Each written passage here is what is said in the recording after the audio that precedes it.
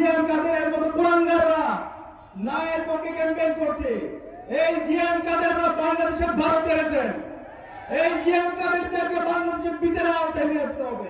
দিল্লির তাবেদার আধিপত্যবাদী শক্তি, cultural fascist শক্তি সবাই ঐক্যবদ্ধ হয়ে গেছে।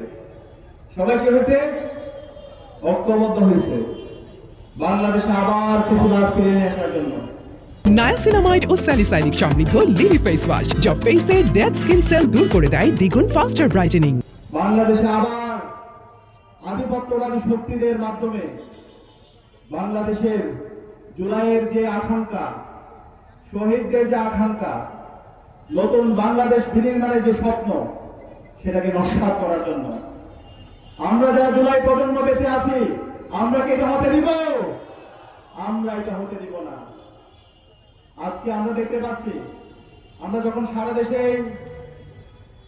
জুলাই বিপ্লবের শহীদদের আকাঙ্ক্ষাকে বাস্তবায়ন করার জন্য, গণভোটে হাকে বিজয় করার জন্য, আজাদির জন্য ক্যাম্পেইন করছি, ঠিক সে সময়ে রাষ্ট্রের একটা অংশ, ডিপ স্টেটের অংশ,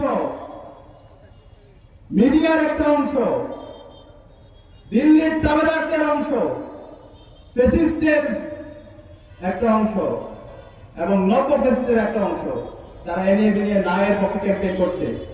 এই শত্রুদেরকে আমাদেরকে চিনতে হবে। তারা বাংলাদেশের কল্যাণ চায় না, তারা জুলাইকে ধারণ করে না, তারা বাংলাদেশকে আবার সেই ফেসিবাদী কাঠামোতে ফিরে নিতে চায়।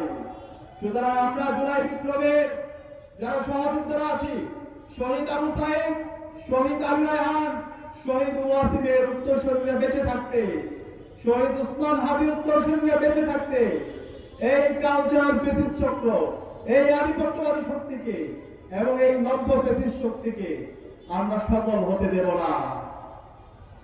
আজকে আমরা দেখতে পাচ্ছি গত 16 বছরে যারা খুনি হাসিনাকে সহযোগিতা করেছিল, যারা গুম খুন আইনা করে সহযোগী ছিল, এই জাতীয় পার্টির কুলাঙ্গাররা আজকে ন্যায়ের পক্ষে ক্যাম্পেইন করছে।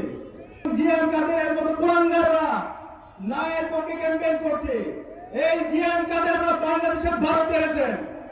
এই জিএম কাদেরদেরকে বাংলাদেশের বিচারের আওতায় নিয়ে আসতে হবে।